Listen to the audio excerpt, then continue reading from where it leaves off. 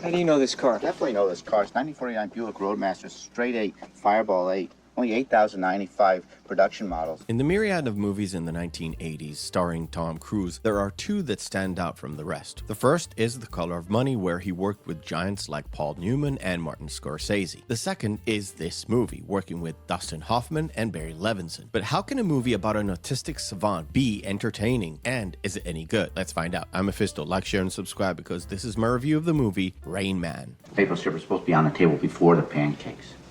We haven't ordered yet, Ray. Of course, when they bring the maple syrup after the pancakes, it'll definitely be too late. Raymond is a touching road trip comedy drama directed by Barry Levinson and written by Barry Morrow and Ronald Bass. It was Barry Morrow who wrote the story inspired by his friendship with a couple of people with savant-like autism. In fact, the character of Raymond is an amalgamation of the two. Yeah. Getting the movie off the ground was rather easy, but getting Levinson to direct it took time. Martin Brest, Sidney Pollack, and even Steven Spielberg were attached to the production, with Spielberg attached to the film for about 5 months before he had to drop out and direct Indiana Jones and the Last Crusade, a decision he later would regret after watching this film. Definitely not. In terms of casting, at one point the Quaid brothers, Randy and Dennis, were attached to the project, but it fell through. And there was a point where Bill Murray and Dustin Hoffman would have worked together, with Murray playing the Raymond part and Hoffman playing the Charlie part. Kinda weird looking at it today. Like 4 fish sticks. Huh? It's supposed to be 8 fish sticks. There's only 8? 4. Yeah. There's 8. The story of the movie starts with Charlie Babbitt, who gets terrible news about his father passing away. Babbitt was estranged from his dad, living in California and working on a massive car deal that is about to fall apart. Regardless, he takes his girlfriend Susanna and travels to Cincinnati, Ohio for the funeral. If there is a hell, sir, my father's in it, and he is looking up right now, and he is laughing his ass off. He links up with his dad's lawyer and finds out that he received his dad's old car, but the rest of the estate went to an unknown beneficiary and put on trust. Charlie begins to crack down on this unknown man that leads him to discover that he has a brother he has never heard about. A brother who's autistic, but has a rare gift. What do I have left? 2 jacks, 1 8, 1 king, 1 6. 2 aces, 1 10, 1 9, 1 5. 1 5. Charlie, driven by his greed, decides that he owns half of the money, and he takes his brother out of the institute in order to ransom him for the inheritance. He doesn't understand the concept of money. He's just inherited $3 million.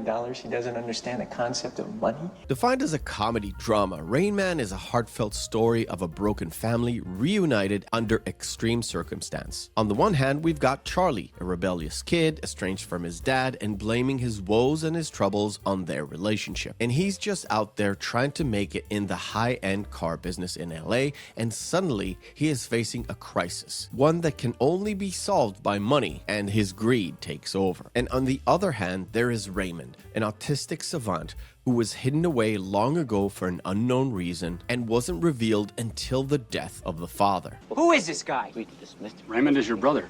My brother. I don't have a brother. This all sounds terribly unfunny, I know, but the comedy begins where the two worlds clash, as one world does not react the same way as the other one does. And it is that game between the unyielding, obsessed autist and the unaware brother that just wants to make sense of it all while trying to claim his perceived rights. The comedic elements in all this are not overt, but situational, and it comes out of nowhere. Sometimes it's out of frustration, sometimes it's the interaction between Ray and the world around him, and sometimes it's the interaction between the brothers. This is dancing.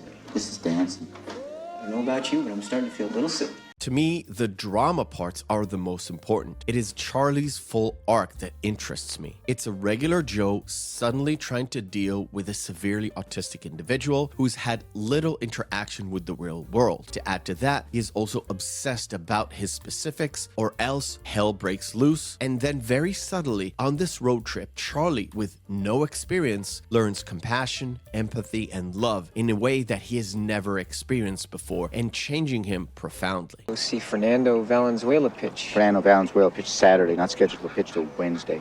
He's going to pitch on Wednesday? Wednesday. This movie rests solely on the shoulders of two actors. Tom Cruise, who plays Charlie, embodies the yuppie 80s businessman just trying to make it big. But he's got emotional issues to boot. We can see that in the way he treats his girlfriend Susanna. But Cruise nails the role, especially the frustration of it. Over and over and over again, he encounters situations that a normal, everyday kind of guy would navigate with no problems. But with a brother like Raymond, it's a whole other story. To me, the highlight of this is the scene in the middle of the movie where Tom Cruise does his best acting moment, channeling a lot of other family members who in the real world are dealing with similar issues, but can't really express it in that specific way.